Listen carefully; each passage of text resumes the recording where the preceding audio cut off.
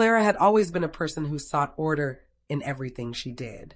Her apartment on the 8th floor of the Parkview Residences was her personal sanctuary, a carefully curated fortress against the chaos of the outside world.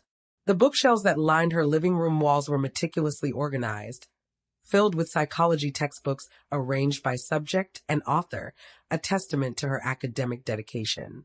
Blue ceramic plant watering cans sat on the windowsill, matching the soft blue accents that dotted her otherwise neutral-toned apartment.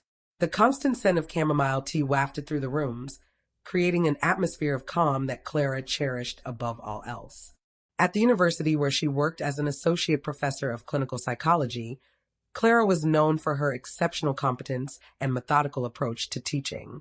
Students appreciated her thorough lectures and well-structured course materials. Colleagues respected her contributions to departmental research and her reliable presence at faculty meetings. In the hallways, she offered a discreet, gentle smile to those she passed, warm enough to be approachable, reserved enough to maintain her privacy. But what few people knew was that when Clara shut her front door each evening, she relished the absolute silence that enveloped her. The predictability of her environment, every object in its designated place, every routine followed with precision, provided a comfort that social interactions rarely could. Her evening ritual never varied. She would prepare a light dinner, grade papers, or review research materials for exactly 90 minutes, then settle into her reading chair by the large living room window, often with a second cup of chamomile tea steaming beside her. Living alone since completing her doctoral program 6 years ago, Clara had grown to cherish her solitude.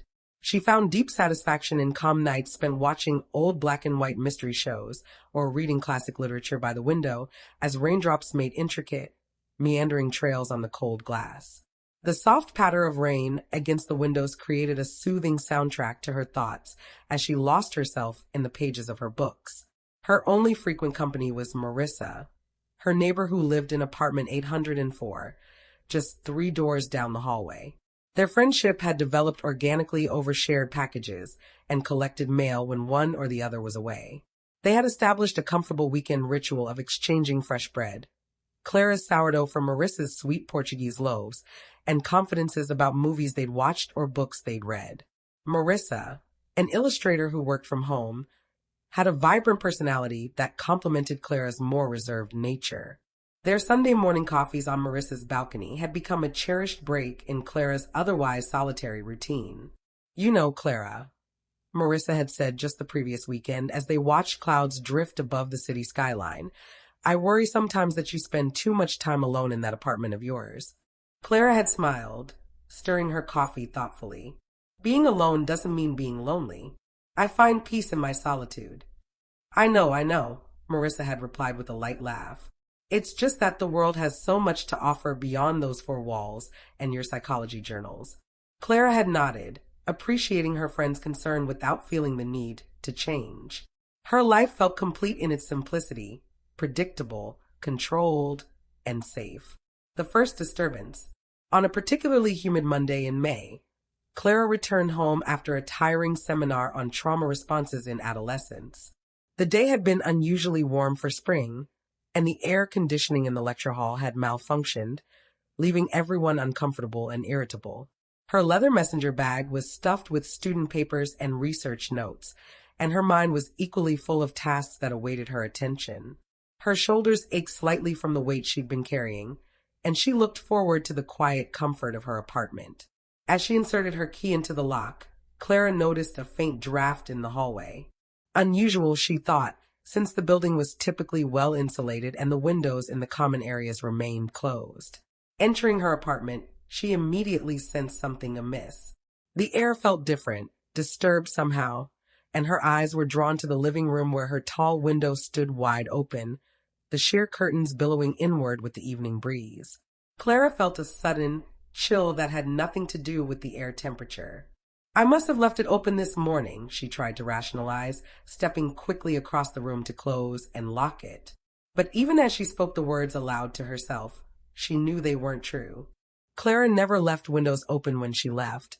It was one of her many careful habits, especially living on the 8th floor where wind could easily disturb her organized papers or knock items from shelves. She scanned the room carefully, looking for anything out of place. Her books remained perfectly aligned on their shelves. Her desk appeared untouched, papers still stacked in the precise order she'd left them. Nothing seemed missing. Yet the sense of discomfort lingered, like a shadow at the edge of her vision that disappeared when she turned to look at it directly. That night, lying in bed with a psychology journal open before her, Clara found herself unable to focus on the words. The apartment felt different somehow, the familiar spaces now holding unfamiliar possibilities. Just as she was about to turn off her bedside lamp, she heard a noise from outside. Light footsteps stopping right in front of her door. The distinct sound of weight shifting on the hallway's hardwood floor was unmistakable. Clara held her breath, listening intently. Seconds stretched into a full minute of silence. Then, just as she was beginning to think she'd imagined it, she heard the sound again, a subtle shift, as if someone were adjusting their position just outside her apartment. She reached for her phone, contemplating whether to call the building security or even Marissa. Before she could decide, silence returned to the hallway, complete and absolute. Clara waited another 5 minutes before exhaling fully, convincing herself it was probably just another resident returning home late, or perhaps the new tenant she'd heard was moving into apartment 802. That night, she slept poorly, her dreams fragmented and uneasy. She told herself it was simply the stress of the semester, with final exams approaching and research deadlines looming.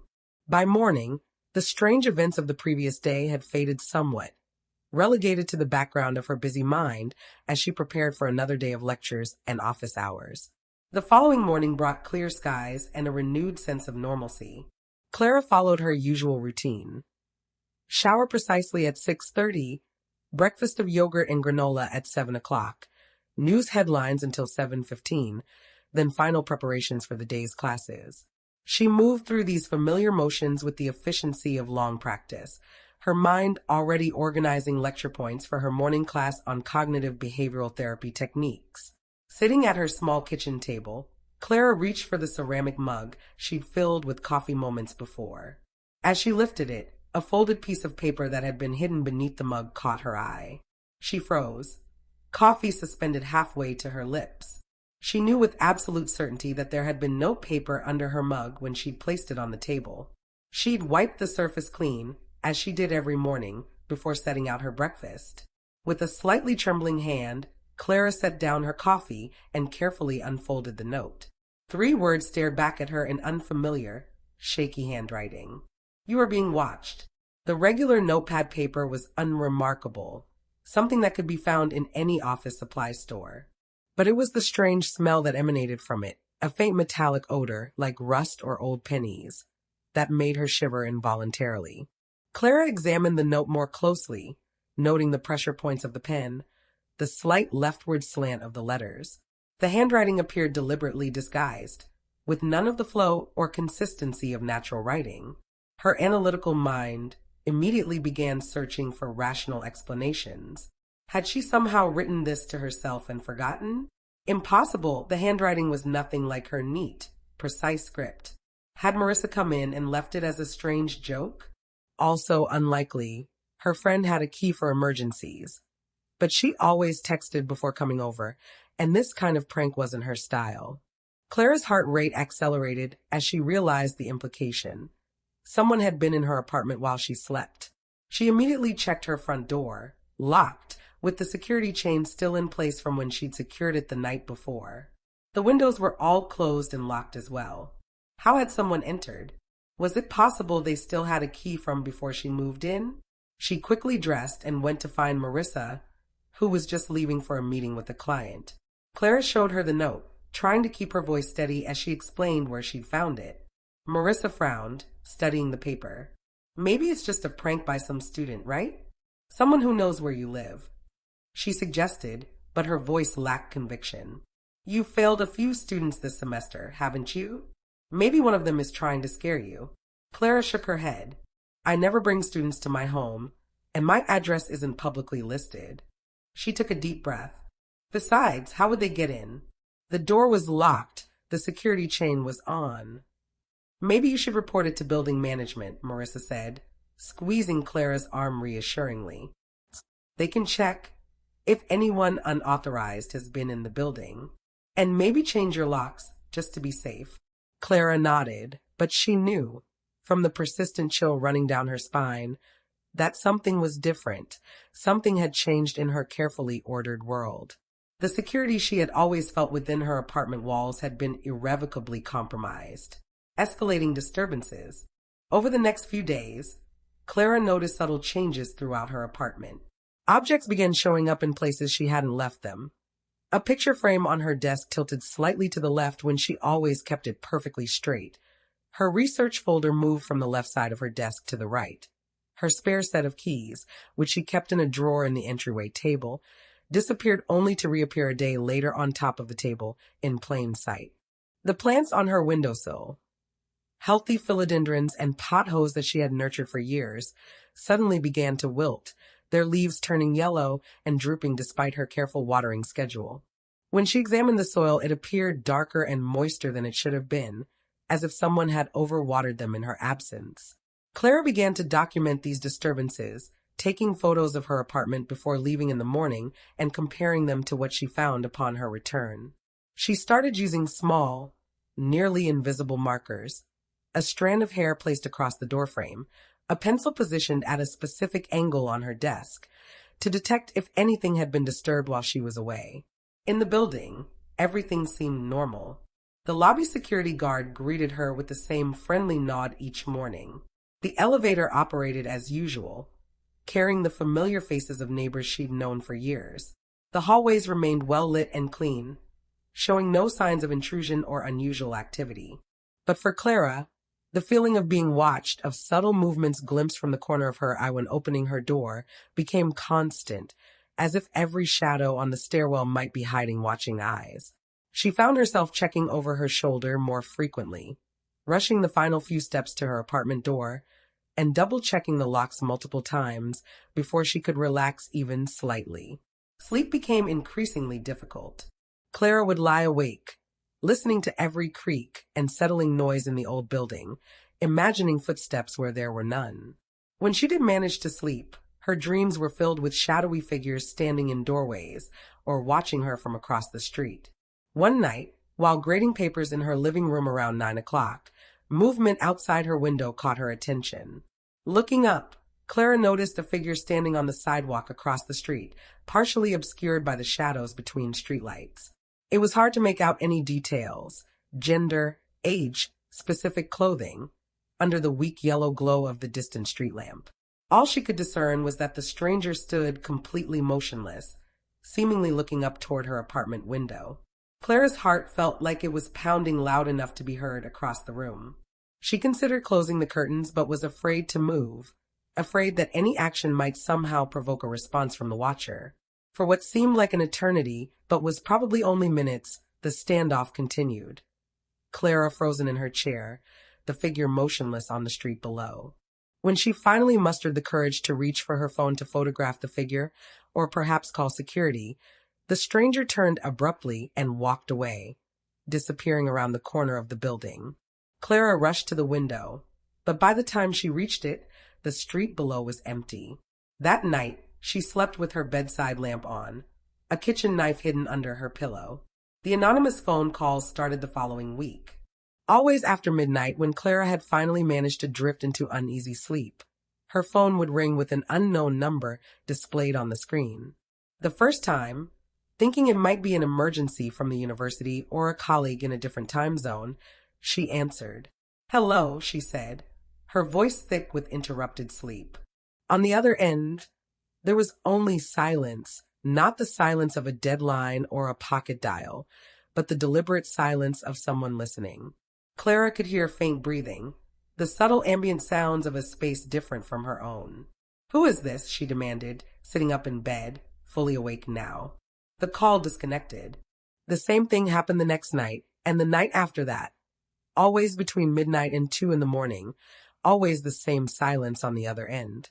After the third call, Clara stopped answering, but the ringing persisted, sometimes multiple times in a single night. She tried blocking the numbers, but each call came from a different one. She reported the harassment to her mobile provider, who suggested she change her number, a disruptive solution that would affect her professional contacts and students. She installed an app that was supposed to identify and block spam callers, but the calls continued unabated. Trying to maintain some semblance of control over her increasingly chaotic life, Clara started going out less, swapping shifts with colleagues to avoid late nights at the university, and converting her in-person classes to online formats whenever possible. She ordered groceries for delivery instead of walking to the nearby market, as she had always enjoyed doing. Her world, already small, contracted further. At the front desk of her building, she questioned the doorman, an older man named Eduardo who had worked there for nearly 20 years. "Have you noticed anyone unusual hanging around the building lately?" she asked, trying to keep her voice casual. "Someone who doesn't seem to belong." Eduardo scratched his gray-stubbled chin thoughtfully. "Now that you mention it, there was a strange man I saw a couple of times last week. Tall figure, dark hood pulled up even though it wasn't raining.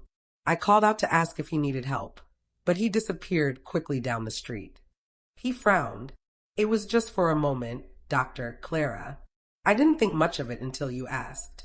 This confirmation of an unknown presence only heightened Clara's anxiety.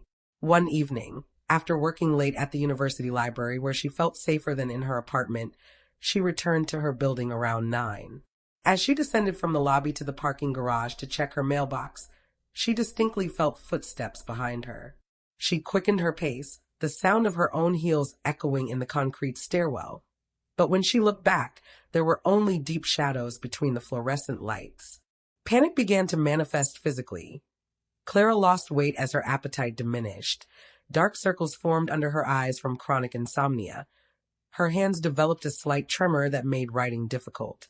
She started sleeping with the lights on, locked her door 3 times before bed, and kept a metal rod, a detached curtain rod she'd found in her closet, under her pillow. She and Marissa agreed to check in with each other by message every morning and night. Her friend offered to stay with her, but Clara, despite her fear, was reluctant to disrupt anyone else's life with what increasingly felt like paranoia. "Maybe you should get away for a few days," Marissa suggested one evening, her voice low as they spoke in the hallway between their apartments. "Go stay with your sister in Bernardsville, or even just at a hotel somewhere. Give yourself some space to think clearly." Clara had considered it, but something in her resisted. "If I leave, I'll never feel safe coming back," she admitted. "Besides, what if they follow me?" With no satisfactory response from the police, who took a report but explained that without evidence of an actual break-in or direct threat, there was little they could do, Clara decided to conduct her own investigation. She systematically documented everything. She saved the notes. Now there had been a second one, found in her jacket pocket, with the same message, took screenshots of the anonymous calls on her phone log, photographed and wrote down any changes in her apartment. She set up an old cell phone hidden on her bookshelf, positioned to record the entry hallway of her apartment. She installed a digital door sensor that would alert her phone whenever her door was opened. She purchased motion-activated night lights that would illuminate any movement in her darkened rooms. Clara began obsessively monitoring her keys, keeping them either on her person or locked in a small safe she installed in her closet. But on a Friday, returning from a department meeting, she discovered that her main key had disappeared from her keyring. After a frantic search of her office and bag, she resigned herself to calling a locksmith, only to receive a text from Eduardo, the doorman, informing her that her key had been found on the mat in the building lobby. Confused and increasingly frightened, Clara went down to ask Eduardo about the key. "I didn't see anyone turn it in," he explained, showing her where he'd found it that morning. "It was just sitting there on the mat when I came on shift. I recognized the university logo on the keychain and knew it was yours." As she thanked him and turned to go, Eduardo added, "Oh, Dr. Clara, have you met the new tenant yet? Mr. Gustavo in 802. He asked about you yesterday." Clara felt a chill. "Asked about me? What did he want to know?" Eduardo shrugged. "Just if you were the psychology professor. Said he thought he recognized you from some lecture or conference. Seemed friendly enough." Clara had seen Gustavo in passing, a man in his late 30s or early 40s with neatly trimmed dark hair and wire-rimmed glasses. He had moved in approximately 3 weeks earlier, and their interactions had been limited to brief, trivial exchanges in the elevator. Comments about the weather, the new supermarket opening nearby, the occasional maintenance issue in the building. Once, when she was struggling with several heavy bags of books, he had offered to help carry them to her door. Clara had accepted, thanked him politely, and engaged in the kind of impersonal small talk that neighbors often share. But now, with everything else that was happening, the timing seemed suspicious. He had moved in just weeks before the strange notes began appearing. Clara tried to recall their interactions, searching for anything unusual in his behavior. He had always been perfectly polite, his smile seemingly genuine, his conversation appropriate. Yet something about him had made her vaguely uncomfortable even before the harassment began. A quality of watchfulness, perhaps, as if he were studying her responses rather than simply engaging in casual conversation. One afternoon, as they were discussing the recent incidents, Marissa mentioned something that sent another wave of unease through Clara. "You know, I've seen Gustavo a few times from my window," she said casually. "He sometimes stands across the street at night, just looking up at the building. I noticed him there last week when I was working late." "Looking at the building? For how long?" Clara asked, trying to keep her voice steady. Marissa shrugged. "I don't know, 10, 15 minutes maybe. He was just standing there, seemingly lost in thought." "Maybe he's just weird," she laughed, but Clara knew it wasn't a coincidence. "Did you see which apartments he was looking at?" Clara pressed. "I couldn't tell exactly," Marissa admitted, "but it was definitely on our side of the building. Could have been yours, mine, or any of the others on this line." That night, Clara barely slept, her mind racing with possibilities. Was Gustavo her stalker? Or was she allowing her fear to cast suspicion on an innocent neighbor who happened to have unusual habits? Setting a trap. Determined to find answers, Clara gathered her courage and set up a series of traps. She sprinkled a fine dusting of powder, ordinary flour from her kitchen, across the threshold of her front door, knowing it would be disturbed by anyone entering. She placed nearly invisible strips of clear adhesive tape on the inside of her door frames, positioned so they would be broken if the doors were opened. She kept her phone fully charged and always within reach, even in the shower, where she placed it in a waterproof case on the sink. She also began keeping a detailed log of Gustavo's movements, the times he left for work, usually around 8:15 a.m., when he returned, typically between 6:30 and 7 p.m., and any other comings and goings she could observe without being obvious. She noted that on Tuesdays and Thursdays, he appeared to leave again around 9 p.m., returning several hours later. Clara also became more deliberate in her own routines, making sure her actions were visible and predictable. She would announce her plans loudly while on the phone with Marissa in the hallway. "Yes, I'll be at the library until at least 9 tonight," or "I'm looking forward to sleeping in tomorrow. I might not get up until 10. Then she would do the opposite, creating opportunities to catch someone who might be monitoring her schedule. One Wednesday night, after loudly telling Marissa she was going to a late faculty meeting, Clara instead slipped back into her apartment through the service entrance. She positioned herself by the window with the lights off, watching the street below. Sure enough, at approximately 8:30 p.m., she saw Gustavo emerge from the building and take up a position across the street, partially concealed by a large oak tree, with a clear view of Clara's windows. She photographed him with her zoom lens, her hands shaking slightly, but her resolve strengthened. He remained there for nearly 45 minutes before checking his watch and returning to the building. Clara quickly moved away from the window, not wanting to be seen if he looked up on his way in. That night, she double-checked every lock, wedged a chair under her doorknob, and tried to sleep with one eye open. Despite her exhaustion, sleep eluded her until the early hours of the morning, when she finally drifted into a restless doze. She woke suddenly at 3:17 a.m., the digits of her bedside clock glowing red in the darkness. Something had disturbed her sleep. A sound, perhaps, or simply the primal sense that she was not alone.